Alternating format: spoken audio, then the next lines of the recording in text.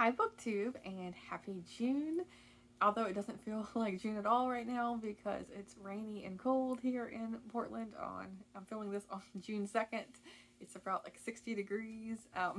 But I know it's going to be warming up pretty soon here, and I'm excited to be getting into reading lots of Westerns. I'm going to be doing my own spin on June on the Range because I am going to be reading books like from Louis L'Amour and those like the pulp westerns, but I'm also going to be reading some nonfiction and essay collections and things like that. So I'm happy to share with you on those plans.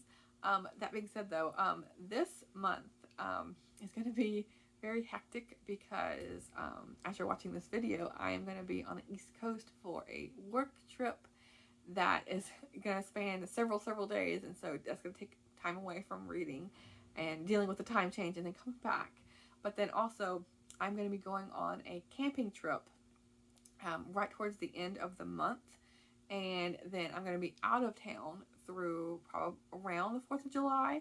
So I feel like I'm only going to have like maybe 2 weeks of normalcy, where I have access to readily accessed time and books. So we'll see how much reading I get done this month. I'm hoping to find many hours of quiet time throughout this, because that would be great, because otherwise I'm just gonna blink and it's gonna go right through the whole month. But that's the way life is, with things popping up and what have you. But hopefully reading will ground me and keep me steady throughout all of these upheavals right now. Okay, so I will start with some nonfiction books. I'm going to be reading Cowgirls, Women of the American West by Teresa Jordan. And this is by Bison Books. And I have several books published by Bison Books because they publish a lot of Western themed stories. And so this is like the American lore has slighted the cowgirl, although at least one can still be found in nearly every ranching community. Like her male counterpart, she rides, she ropes, understands land and stock, and confronts the elements. And so let's see, Teresa Jordan, the author, traveled 60,000 miles in the American West, talking with more than 100 authentic cowgirls, running ranches, and performing in rodeos. So yeah, this is going to be like a collection of many people's stories. And so there's this one. And then Child of Steen's Mountain by Eileen O'Keefe McVicker with Barbara J. Scott. And this intrigued me because it's all about Eastern Oregon, which I have just dabbled in a little bit. And so I'm actually, my camping trip in the month of June is going to Eastern Oregon. So I'm going to be so excited to see more of Oregon. And it's very different from where I'm at. Like I'm in the Pacific Northwest, like Portland, Oregon, where it's very green and lush and lots of trees, and we get lots of rain. But the eastern half, like more than half of the state, is like the desert kind of climate. So yeah, very very different from what I'm used to here. But this is let's see, Eileen was born in 1927 to an Irish immigrant sheep rancher and a school teacher, and she grew up on a homestead. Let's see, and then she spent her childhood on the southern slopes of the Steen's Mountains in Eastern Oregon. And it's, it talks about, the history of Eastern Oregon and like her time living on a ranch. It's very, very short, which will be good because, not a lot of reading time. And I will say, this isn't exactly a TBR. For sure, more a pile of possibilities. But yeah, fingers crossed I can get through a bunch of these. That would be great. Because again, I need that reading time in my life for my sanity. Tony Hillerman edited this collection, The Best of the West, an anthology of classic writing from the American West.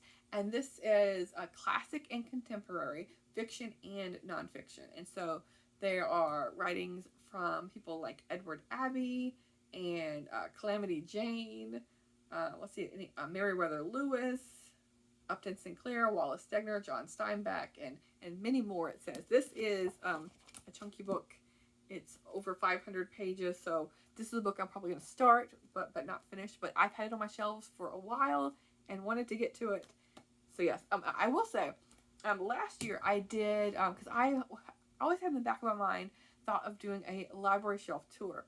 And I remember back last June, I did a library shelf of just my Westerns. And a lot of those books haven't changed. So I will try and remember and leave a link in the description below to my previous June on the Range TBR, which was essentially a bookshelf tour of that. I need to get, I would love to share with you all the books I have on my shelf. So yeah, I need to remember to do that. Okay. Done and Dusted by Lila Sage. I recently purchased this book a week or two ago when I went with Amy over at Zoe Beck. We met up and went to Barnes & Noble, and so she had shown this book on a video that I had watched before meeting up with her, and so I saw this book at a table, and so I snatched it up because I love the cover. It was basically a cover buy because it reminds me of like a comic book in a way, but like, I don't know, something like the title and the cover. Yeah, it called to me in a way. It says she's off limits and he's never been good at following the rules. And so it's a small town brother's best friend romance. So yeah, this looks like lots of fun. And then I've been watching many people's June on the Range TBRs, and I can't exactly remember who talked about this, but they were going to read Freeland by Rose Wilder Lane. And I have Freeland on my shelf, but I also have Young Pioneers that I have never read. I've never read either one of them because I've heard that Rose.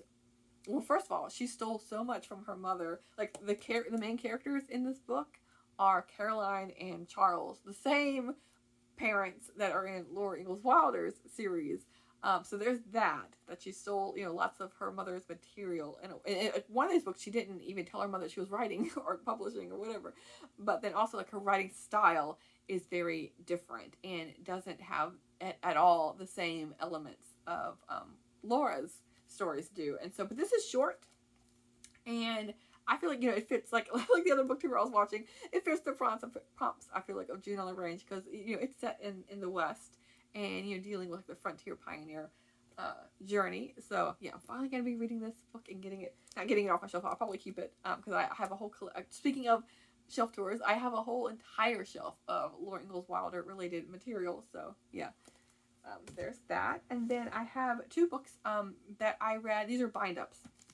And I read the first story in this last year. This is Max Brand. And so this year I'm going to be reading Six Gun Country. It'd be nice if I read all of these, but again, very little reading time. But yeah, I at least want to read story number 2 in this bind up. And then I have a collection from Louis L'Amour as well, and I'm going to be reading Kilkenny for this. And I know Louis L'Amour, he is, there actually is prompts for June on the Range. I'm not exactly going to be following them, but I am for Louis L'Amour because I know that's one of the reading prompts is to read one book by him. I think the other prompt is to read a book by Zane Grey. But so yeah, there is this. And then I had to read a Larry McMurtry. He is the one who introduced me, I feel like, to Westerns because I started my journey through reading Westerns by reading Lonesome Dove. Like I feel like a lot of people do, at least from watching people's booktube videos or watching booktube. I feel like that's like the gateway into Westerns. And so for this one, Larry McMurtry wrote Some Can Whistle. This is very different from Lonesome Dove because I was reading a little bit about it as I was gathering my books from my shelf.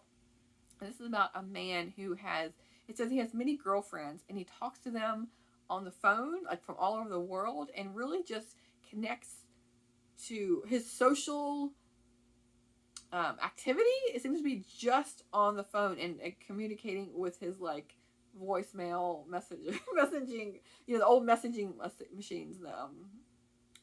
I'm blanking what they're called. Does it say it on here? Like the voicemail box that you used to have with your little cassette in there. I had one, so you think I remember the name for it. But that seems to be his only connection with the real world. But then unannounced, he finds did she open his door? I'm not sure exactly. But a daughter that he knew nothing about. Yeah, the daughter. An unexpected telephone call from the daughter he has never seen, it changes his life, and so she comes into his life, and it says it says in this bemused and loving conflict between the dad and a life-loving girl and emotional realist, and this, who was and the dad who has retreated so far from life that the answering machine is the most answering machine. That's what it is. Is the most significant form of communication. So yeah, it's very very different, and so yeah, looking forward to this one. And I have several more Larry McMurtry, so we'll see how this goes. But let's see if I can do a gigantic stack here. Again, 2 of these books, because the bind ups, I'm not going to be reading all of them. It would be fun to have like the little slim volumes of Larry McMurtry and Max Brand, but yeah, I'll take the bind up. So yeah, the stack is a little bit deceiving because 2 of them are bind ups, but yeah, and then this one, the anthology. I don't plan to read all of it, but yeah, that is my June on the Range TBR. Let me know if you're going to be participating June on the Range, and if you've read in these books, and yeah, I'll talk to you soon. Thanks, BookTube.